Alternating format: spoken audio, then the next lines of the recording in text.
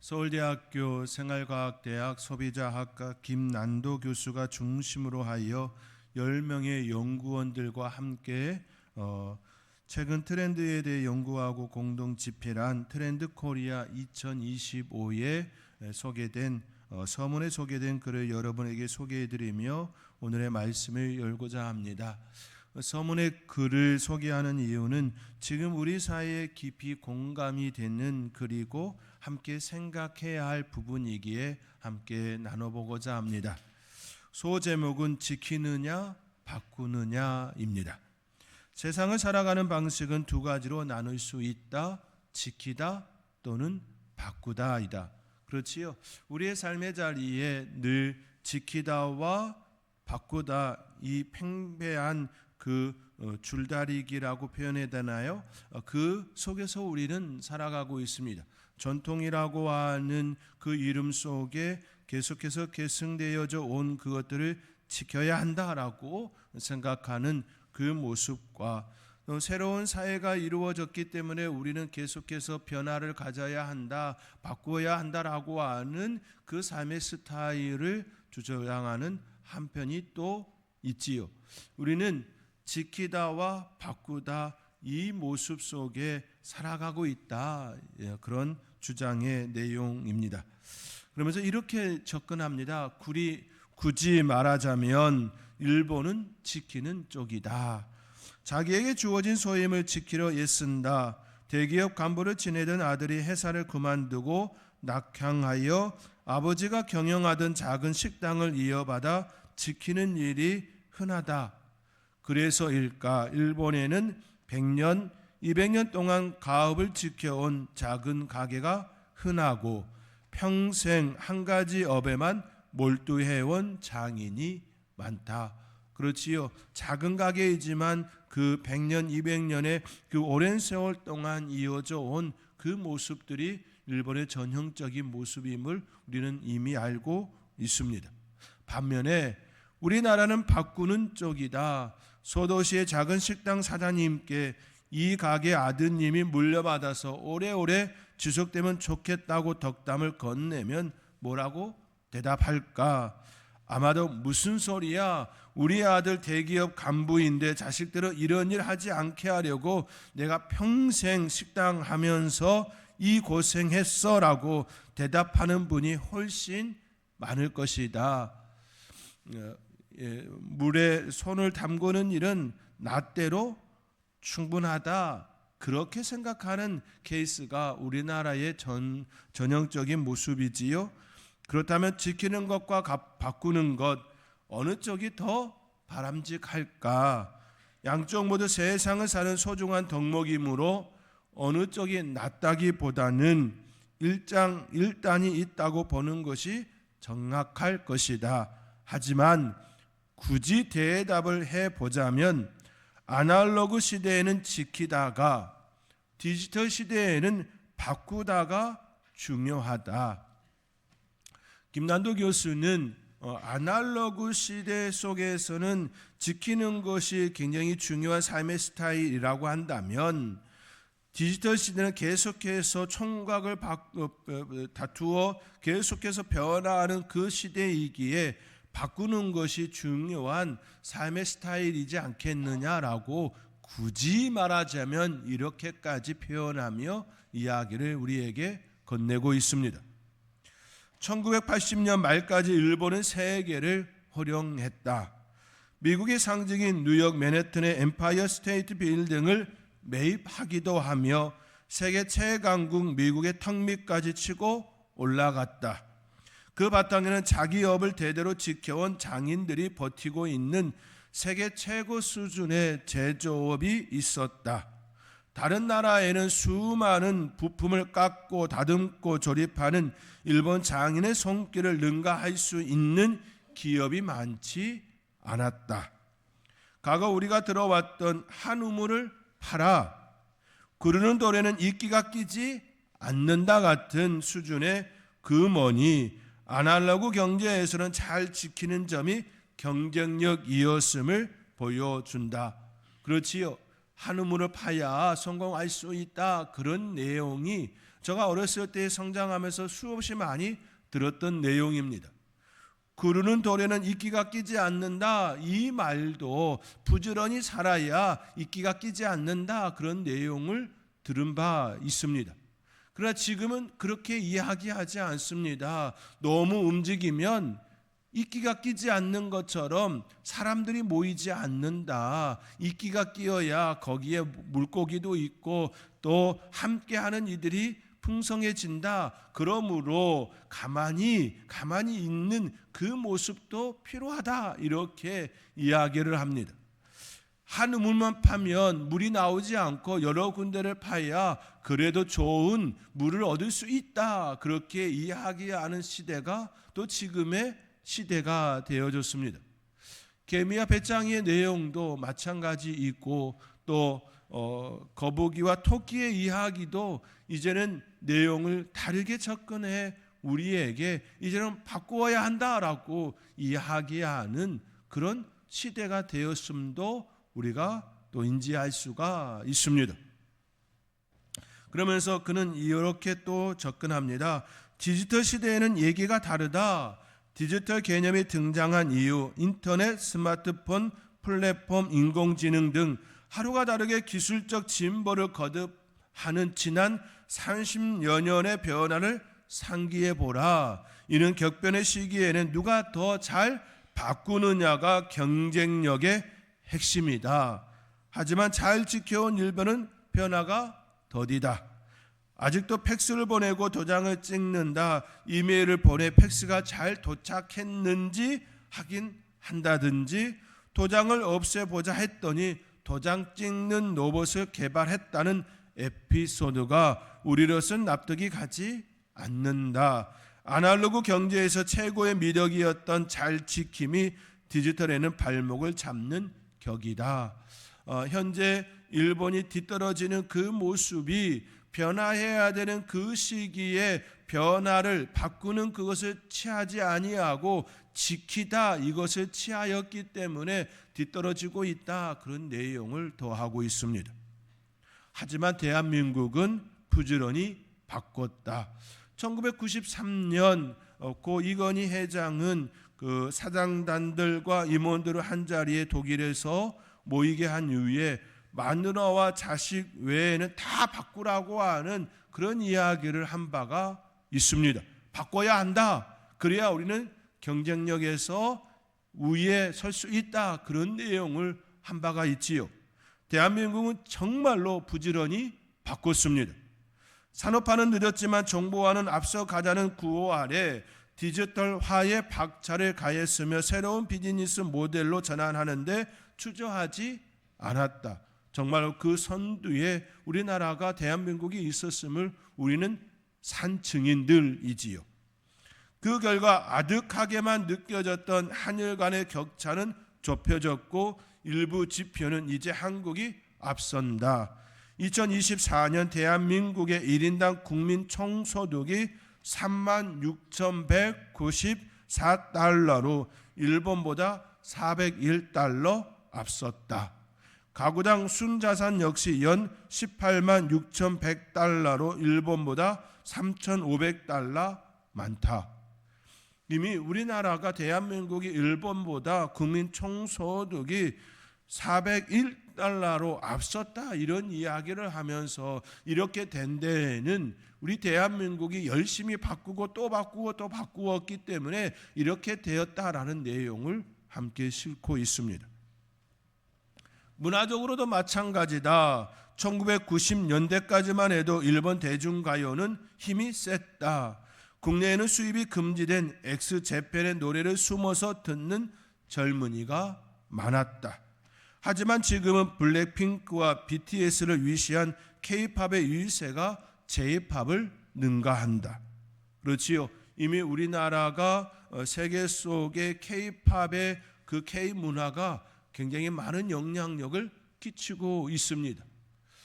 그 모습이 우리의 삶의 자리에 많이 영향을 나타나고 또 선교사님들이 그러한 K-팝, K-문화로 인하여서 많은 도움을 받고 있다 이야기하기도 합니다.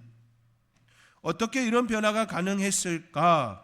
상대적으로 탄탄한 내수 시장을 가진 J-팝은 여전히 CD 발매 위주의 아날로그 시장을 지키는 데 연연할 때 우리 뮤지션은 유튜브를 발판으로 세계 무대를 직접 두드리는 등 다양한 변화를 모색했다.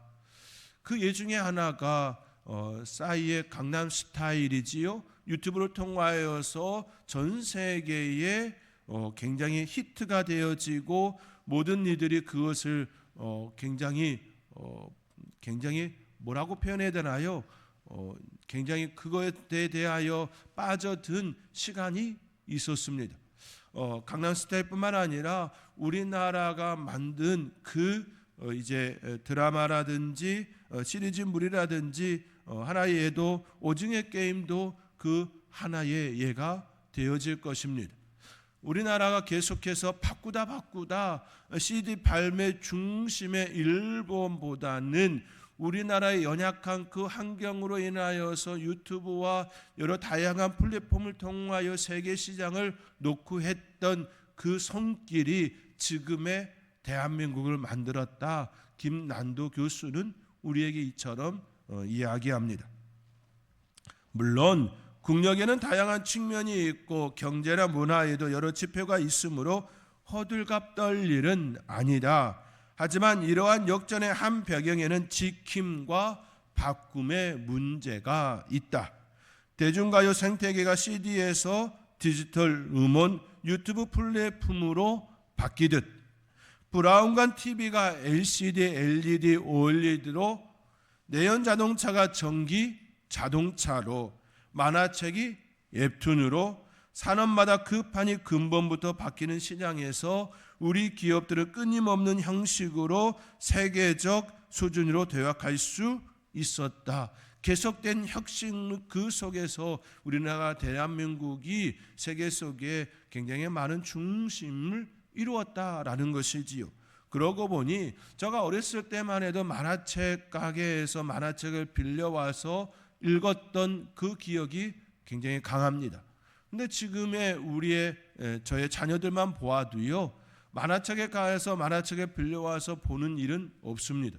웹툰으로 그 만화를 보며 희지기지 웃고 그 모습을 볼 때가 참 많습니다. 바뀌었음을 피부로 느끼고 있습니다.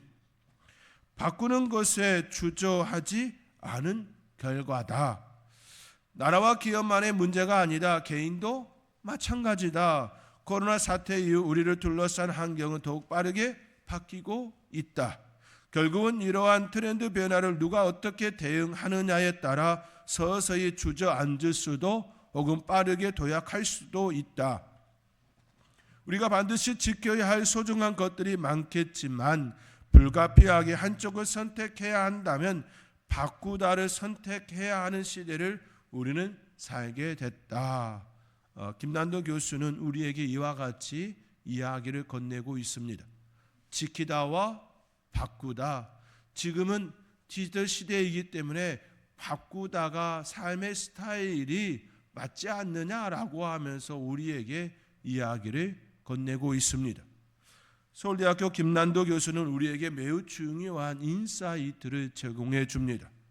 그렇다면 지키다, 바꾸다 이러한 삶의 스타일, 삶의 모습을 우리의 삶의 자리에 이야기를 건네듯이 그렇다면 그리스도인들은 어떤 포지션을 가져야 할까? 우리 그리스도인들은 그렇다면 이러한 시대 속에서 어떤 포지션을 어떤 삶의 스타일을 가져야 하는가? 이것에 대하여 우리는 물음표를 던지게 됩니다. 지키다와 바꾸다. 이 둘의 지점에 우리는 어디에 서 있어야 할까? 여러분, 우리는 어디에 서 있어야 할까요? 이것은 매우 중요한 질문이고 또한 우리가 지속적으로 반응하며 대답해야 할 문제입니다. 우리는 하나님의 자녀들입니다. 우리는 믿음을 가졌고 또한 지키는 자들입니다. 그에 반해 우리는 하나님의 자녀로서 세상 속에 그리스도인으로 살고 있습니다. 세상 속에 그리스도인으로 살아야 합니다. 세상은 지속적으로 변화를 추구하고 변화 속에 있어 왔습니다. 그 변화에 우리는 대응하며 또 반응을 해야 합니다. 그것이 우리의 삶의 자리이고 삶의 위치이기 때문입니다. 하나님의 자녀라는 그 자리는 변함이 없습니다. 믿음의 자리이고 소망의 자리이고 사랑의 자리입니다. 믿음과 소망, 사랑은 불변합니다. 고린도전서 13장의 말씀과 같이 믿음, 소망, 사랑 이 세 가지는 항상 있을 것인데 그 중에 제일은 사랑이라고 말씀하셨습니다. 항상 있는 것들입니다. 항상 있다는 것은 그 본질에 있어서 변함이 없다라는 말씀입니다. 본질이 바뀌는 순간 모든 것이 바뀌기 때문입니다. 그러므로 우리는 본질을 지키고 그 안에서 살아야 할 그 위치에 있습니다. 오늘 본문에서도 반복해서 사용되는 단어가 있습니다. 그것은 믿음으로입니다. 3절에서는 믿음으로 모든 세계가 하나님의 말씀으로 지어진 줄을 우리가 알았다 말합니다. 4절에서는 믿음으로 아벨은 가인보다 더 나은 제사를 드렸다 증언하고 있습니다. 또한 5절에서는 믿음으로 에녹은 죽음을 보지 않고 옮겨졌다 말씀합니다. 오늘 찬양대의 그 찬양의 고백과 같이 에녹의 그 모습이 믿음으로 되어졌다 히브리서 기자는 우리에게 증언합니다. 믿음으로 반복하여 이 단어를 사용하고 있습니다. 그리스도인은 믿음으로 살아야 합니다. 오늘 본문 1절은 믿음에 대하여 정의합니다. 우리 함께 오늘 본문 1절의 말씀 우리 함께 읽겠습니다. 믿음은 아멘. 믿음은 바라는 것들의 실상이요 보이지 않는 것들의 증거다 정의합니다. 우리가 살아가는 이 세상은 보이는 것과 보이지 않는 것으로 구성되었습니다. 보이는 것과 보이지 않는 것이 조화를 이룰 때 가장 아름답고 멋진 세상을 이룰 수가 있습니다. 누군가는 이 세상을 움직이는 힘이 무엇이냐라고 이야기할 때에 누군가는 이 세상을 움직이는 힘이 돈이다, 물질이다 말하는 이들이 있습니다. 돈이면 다 된다고 말하곤 합니다. 돈이 있어야 물건을 살 수 있고 돈이 있어야 돈독한 관계를 형성할 수 있다 말합니다. 돈이 있어야 사람 구실을 할 수 있다 말합니다. 부모에게 효도하기 위하여서도 돈이 있어야 하고 자녀를 양육하기 위하여서도 돈이 있어야 하며 사람을 만나기 위하여서도 물질이 있어야 한다, 돈이 있어야 한다라고 말합니다. 돈이 없으면 살아갈 수가 없기에 돈이 최고다. 그렇기에 세상을 움직이는 힘은 물질이다, 돈이다 말하는 이가 있습니다. 또 누군가는 세상을 움직이는 힘은 희망이다, 소망이다 말합니다. 풍년의 희망이 없다면 농부는 씨를 뿌리지 않고 이익을 한 희망이 없다면 상인은 장사를 하지 않을 것이다. 그렇지요. 이익을 소망하고 있기 때문에 이익이 일어날 거라고 하는 그 마음이, 그 소망이 있기 때문에 장사를 하는 것이지요. 잘 될 것이라고 하는 소망이 있기에, 희망이 있기에 그 일들을 하는 것이지요. 내가 이 일하면 반드시 망할 거야, 실패할 거야 라고 하는 마음이 있다면 결코 그 일을 할까요? 그렇지 않을 겁니다. 그렇기에 희망이 세상을 움직이는 힘이다 이야기하는 이들도 있습니다. 또 누군가는 네 가지 요소로 세상이 움직인다 주장합니다. 그 네 가지 요소는 두려움, 책임감, 사명감, 사랑이다 이야기합니다. 그것은 나를 움직이는 동기일 뿐만 아니라 타인을 움직이도록 촉진하는 요인이라고 말합니다. 죽을까 봐 열심히 살아야 한다라고 이야기하곤 하지요. 두려움입니다. 내가 움직이는 그 배경이 죽을까봐라고 하는, 그리하여서 운동도 하고 또 경제활동도 하고 그러한 여러 가지 일을 한다라고 주장하지요. 니들은 조직원들을 대할 때 이 네 가지를 모두 사용할 수 있다 말합니다. 어떤 일은 두려움을 조장하여, 또 어떤 일은 책임감을 강조함으로써, 또 어떤 일은 사명감을, 또 어떤 일은 사랑으로 이끌고 사랑으로 관계를 형성하여 리드한다라고 말합니다. 이 네 가지 요소가 세상을 움직이는 힘이다, 그렇게 주장하기도 합니다. 곰곰이 생각해 보면 맞는 듯이 보이지요. 우리 안에 두려움, 우리 안에 본능적으로 느끼는 그 두려움 때문에 우리는 여러 가지로 준비하고 또 준비합니다. 집을 마련할 때에도 마찬가지이지요. 그 집을 마련하는 이유가 무엇입니까? 추위와 더위와 그것들을 막기 위하여서 죽을까봐, 더워 죽을까봐 좋은 집을 짓고 그 집에 사는 모습 아닙니까? 두려움 때문이지요. 이와 같이 두려움, 책임감, 사명감, 사랑이 세상을 움직이는 힘이다라고 말하는 이들도 있습니다.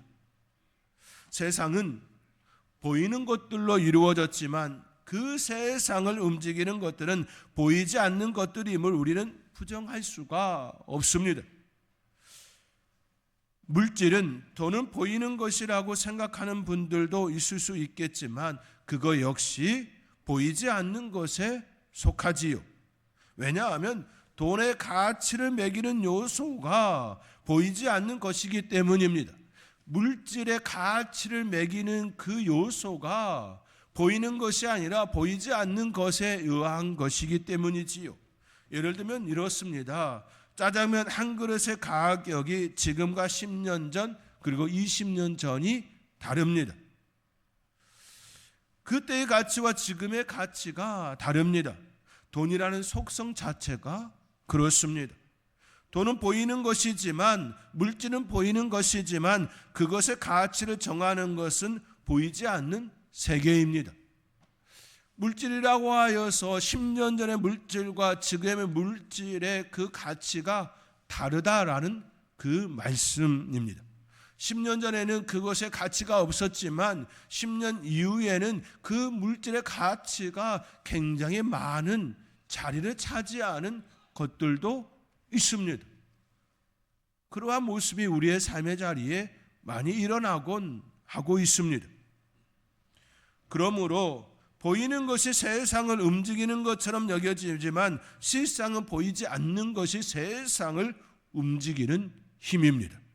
성경은 그 힘을 믿음이라, 성경은 그 힘을 믿음이라 말합니다. 오늘 본문은 보이지 않는 것들의 증거다, 그렇게 증언합니다. 한 가지 예를 들면 이렇습니다. 우리가 음식점에 가서 음식을 먹습니다.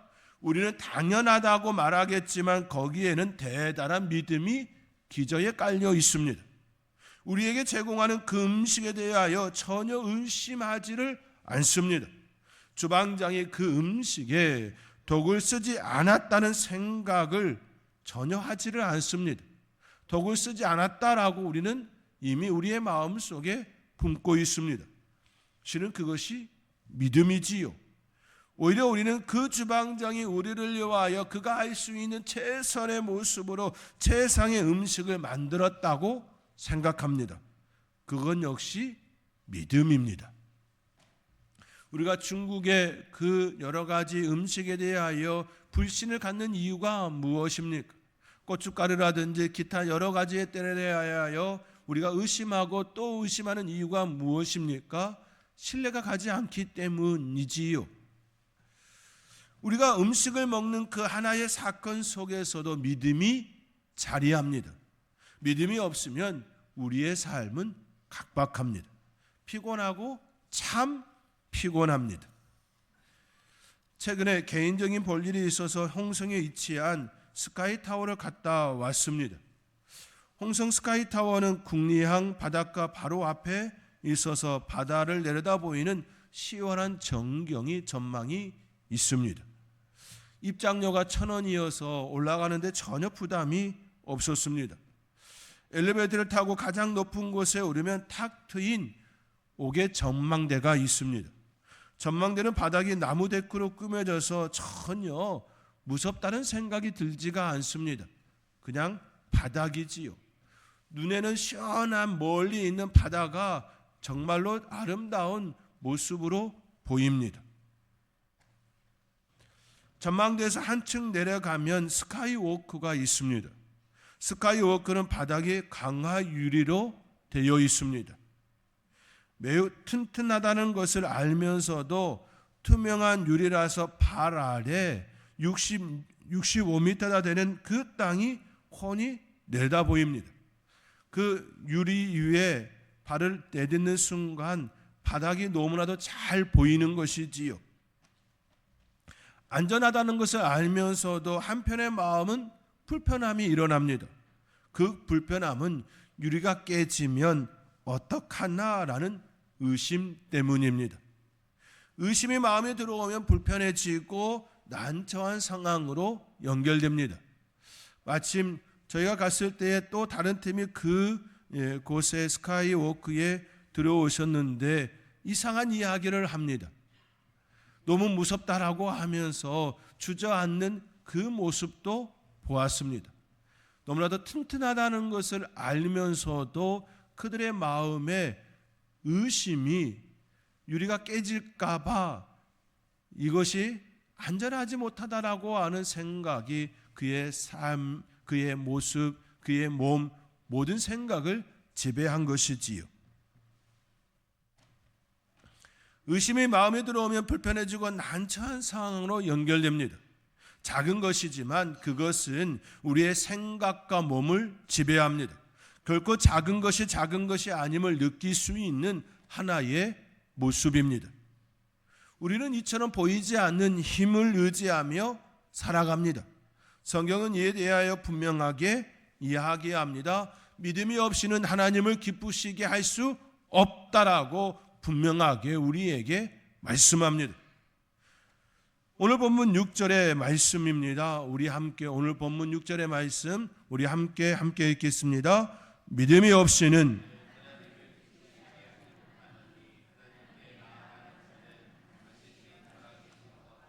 또한 그가 자기를 찾는 자들에게 상 주시는 있음을 믿어야 할지니라. 아멘. 믿음이 없이는 하나님을 기쁘시게 할 수 없는 이유는 매우 간단합니다. 하나님은 보이지 않는 분이기 때문입니다.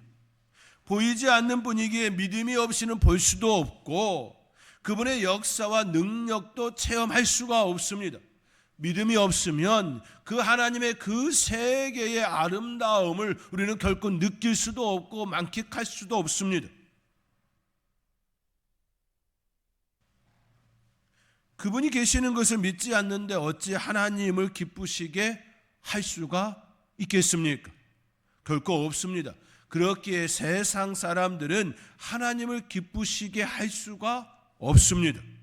하나님을 기쁘시게 할 수 있는 사람은 하나님의 존재를 믿고 그분께 나아가는 자들만이 할 수 있는 영역입니다. 오직 하나님의 존재를 믿고 그분께 나아가는 자들만이 그 은혜를 누리며 그 세계의 그 아름다움을 맛보고 사는 은혜이지요. 또한 하나님께서는 자신을 찾는 자들에게 복을 더하시는 분이시지요 상 주시는 분이다 말씀합니다. 2025년도 표와 같이 구하라 찾으라 문을 두드리라 그리하면 주실 것이라는 이 말씀의 주체자가 주관자가 우리 하나님이 되시기에 믿음이 없이는 결코 구할 수도 없고 구하지 못하니 얻을 수도 없습니다. 상을 주시는 분이시지만 믿지 않고 구하지 않기에 얻지도 못하고 그 은혜의 자리가 되어지지가 않습니다. 그러나 하나님의 사람들, 하나님의 자녀들은 그렇지가 않습니다. 이미 그분의 존재를 믿습니다. 그분이 우리를 사랑하시는 걸 상 주시는 분이심을 믿습니다. 구하는 자에게 주시는 분임을 믿습니다. 문을 두드릴 때에 열린다라는 그 사실을 우리는 믿습니다. 이미 우리 안에 그분의 존재가 들어와 있고 우리는 그분을 믿습니다. 우리에게 주시는 분이심을 우리는 믿습니다. 그러므로 우리는 그 믿음으로 구하고 얻고 그 안에서 살아가는, 참으로 우리 하나님께서 우리에게 주시기를 원하시는 그것들을 누리며 살아가는 자들이 되었습니다.